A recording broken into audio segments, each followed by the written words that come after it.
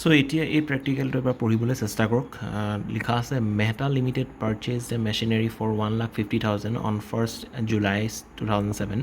a part of machinery purchased for 15,000 on 1st July 2007 became obsolete and was sold off for rupees 2,000 on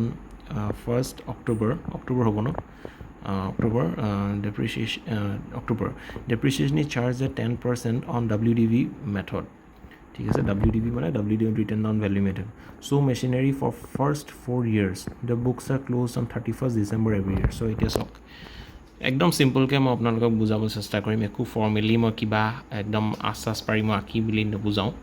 আপোনালোকে just মই যেনেকৈ কৈছোঁ আপোনালোকে সেনেকৈ বুজিব চেষ্টা কৰিব মোৰ আচলতে এতিয়া লিখি পেলাই বুজাবলৈ অকণমান দিগদাৰ হৈছে মই আপোনালোকক কনচেপ্টটো বুজাই দিছোঁ আপোনালোকে টাফ নকৰিব বস্তুটো ইজিকৈ বুজিব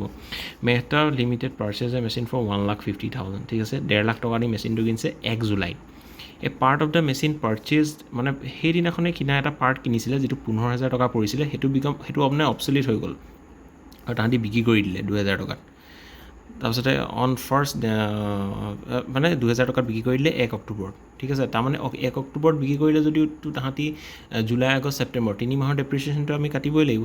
বুজি পাইছে সেই বস্তুটো বলকচোন কেনেকৈ প্ৰেক্টিকেলটো কৰিছে চাওঁ চ' ইয়াতে চাওক আপোনালোকে ৱৰ্কিং নোটছত calculation of the amount of depreciation on machinery in use তাৰমানে ইয়াতে কৈছিলে 15,000 এটা পাৰ্ট সোমাই আছে বুলি সেই 15,000 পাৰ্টটো কাটি দিয়া হৈছে ইয়াতে 1,50,000 লোৱা হৈছে মাইনাছ 15,000 মানে যিটো পাৰ্ট তাহাঁতৰ এটা মানে মেচিনৰ পাৰ্ট বুলি কৈছে ন সেইটো আমি মাইনাছ কৰি দিছোঁ অৰিজিনেল কষ্টটো আমি ধৰিছোঁ 1,35,000 ঠিক আছে যিটো কিনিছিলে 1st July 2007 এতিয়া কি কৰিব লাগিব books R closed on 31st December every year বুলি কৈছে তেতিয়াহ'লে আমি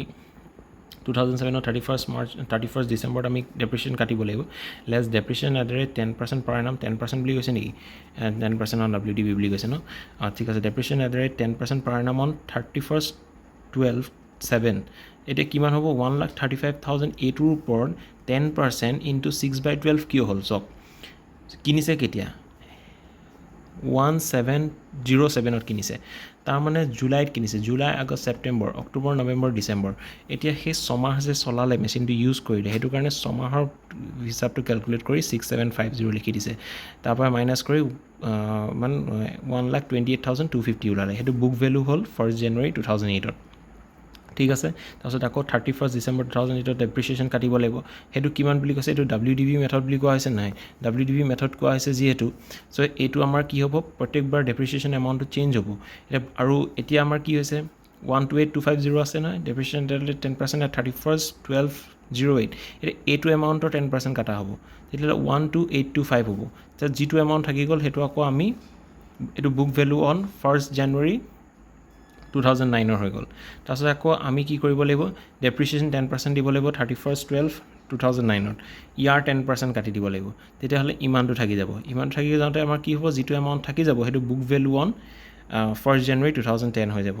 আকৌ তাৰে আমি কি কৰিব লাগিব আকৌ সেই এমাউণ্টটো যিটো এমাউণ্ট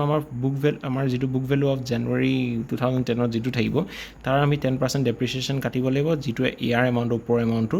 কাটি পেলাই ইমানটো থাকিব তাৰপিছত যিটো থাকি যাব সেইটো আমাৰ book value on 1st January 2011 ঠিক আছে আমাক উলিয়াব কি কৈছিলে আপুনি চাইছে books R closed on 31st December every year তো আমাক উলিয়াবলৈ কি কৈছিলে Metal purchase of machinery for 1,50,000 on even a part of machinery purchase on even become obsolete and was sold off for 20,000 even depreciation charge and machinery for the first 4 years stock first 4 years বুলি কৈছে ইয়াত বিশেষ তেনেকুৱা একো হেৰি নাছিলে সেইকাৰণে মই কনচেপ্টটো বুজাব চেষ্টা কৰিলোঁ কুৱেশ্যনটো ইমান বিশেষ তেনেকুৱা কমপ্লিকেটেড কিবা টাৰ্মছ নাই আপোনালোকক বুজি পাবৰ কাৰণে ইজি হয় সেই 4 বছৰ যে উলিয়াব গৈছে সেইকাৰণে 4 বছৰ এনেকৈ 4টা টাৰ্মত ডেপ্ৰিচিয়েশ্যন কাটি দিছে কিন্তু ফাৰ্ষ্ট ইয়েৰতে এনেকুৱা হৈছে মানে অকণমান বুজিবলগীয়া ক্ষেত্ৰত এই গোটেই চামটোত এইটোৱেই আছে যে 1,35,000 10% উলিয়াই 6/12 এই 6/12টো মেবি কিছুমান মানুহৰ অলপমান কনফিউজন থাকিব পাৰে যে 6750টো কেনেকৈ আহিলে অকণমান ডট থাকিব পাৰে যে সেইটো এনেকৈ আহিলে কাৰণ গোটেই বছৰটো লোৱা নাই নহয় কাৰণ জানুৱাৰীৰ পৰা ডিচেম্বৰলৈকে ধৰা নাই মেচিনটো কিনিছে জুলাই মাহত যেতিয়া কিনিছে জুলাই মাহৰ পৰা ডিচেম্বৰ মাহলৈকে ডেপ্ৰিচিয়েশ্যন আমি দিছোঁ সেইটো কেলকুলেট কৰি আমি পাইছোঁ 6750 আৰু সেইটো কাৰণে আমি যিটো অৰিজিনেল কষ্টটোৰ পৰা আমি 6750 মাইনাছ কৰি দিছোঁ আল্টিমেটলি 1,28,250 rupees পাইছোঁ চ' গ্ৰেজুৱেলি বাকীখিনি প্ৰচেছটো একেখিনিয়ে আপুনি যেনেকৈ 10% দিব খালি 10% আপুনি এই কষ্ট এই ভেলুটোৰ ওপৰত দি থাকিব লাগিব ঠিক আছে অৰিজিনেল কষ্টটোৰ ওপৰত দিয়া নহয় চ' এই ডেট ৱাজ ইট এইখিনি আছিলে WDV মেথডৰ কেনেকৈ কৰে এইটোৱে ছিষ্টেম আৰু মই এনেকুৱা প্ৰেক্টিকেল থাকিলে আপোনাৰ ওচৰলৈ আৰু আনিম আৰু যদি আপোনালোকে ভিডিঅ'টো বুজি পাইছে বা চামটো বুজি পাইছে ডেপ্ৰিচিয়েশ্যনটো কেনেকুৱা আপোনালোকে অকণমান হ'লেও বুজি পাইছে তেতিয়াহ'লে লাইক কৰিব আৰু ছাবস্ক্ৰাইব কৰিব আৰু যদি কিবা কাৰণে বুজি পোৱা নাই আপোনালোকে মোক জনাব মই আকৌ আপোনালোকক বুজাই দিবলৈ চেষ্টা কৰিম এই চেনেলৰ জৰিয়তে মই আপোনালোকক হেল্প কৰিবৰ কাৰণেই মই এইটো চেনেল ষ্টাৰ্ট কৰিছোঁ চ' আপোনালোকে যদি কিবা কাৰণে কিবা বস্তু বুজি পোৱা নাই বা সৰুতকৈ সৰু ডাউট যিটো আপোনালোকে